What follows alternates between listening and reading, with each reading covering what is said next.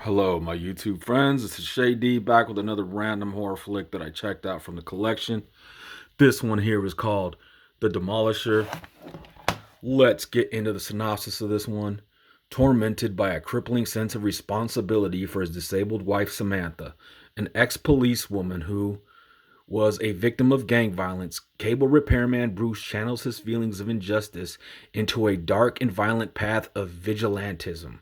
Donning riot gear and taking to the streets to right the seemingly infinite number of wrongs committed every day, Bruce becomes the Demolisher, a one-man wrecking ball, tearing through a city blighted by crime and hatred.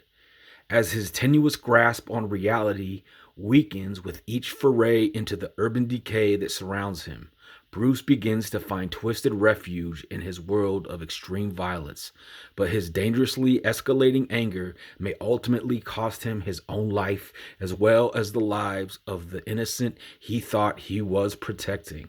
Like the stylistically brutal films of Nicholas Winding, what is that? Refn? I don't know. The Demolisher is an unapologetic portrayal of what can happen when a fragile mind is pushed too far. So this is a film from Dark Sky Films, which is a pretty cool independent company. I have quite a few of their releases. This is a movie from 2015. There is some good shots in this movie. It has this cool like 80s type score. I did like the score. The score was cool.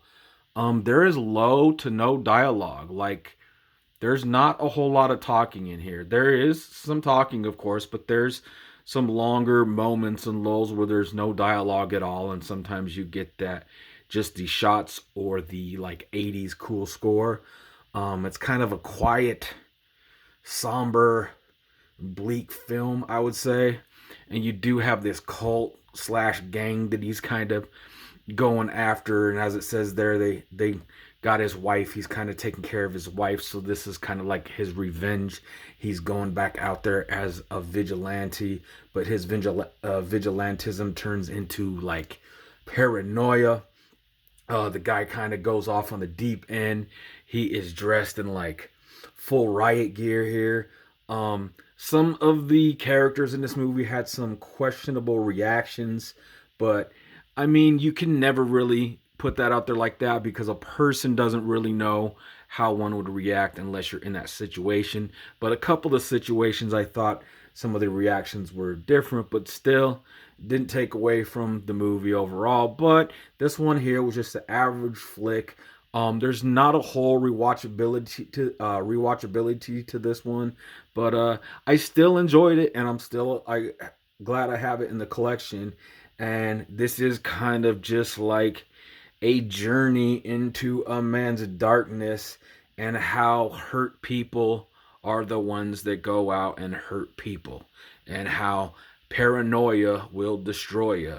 So yeah, this was a decent flick. I kind of like the ideas and concepts behind it. Like I said, not a whole lot, not heavy on the dialogue. It's a little different of a watch, but I still enjoyed it. All right, everybody, this is Shay D. Hope everybody's been doing good out there. I have been in movie watching mode lately, so whenever I get a chance, I go ahead and check one out. I put it up here, give you guys no spoilers and stuff, just kind of tell you my thoughts, what I think about it. I hope everybody's doing well and doing good, and I will see you later. This was The Demolisher.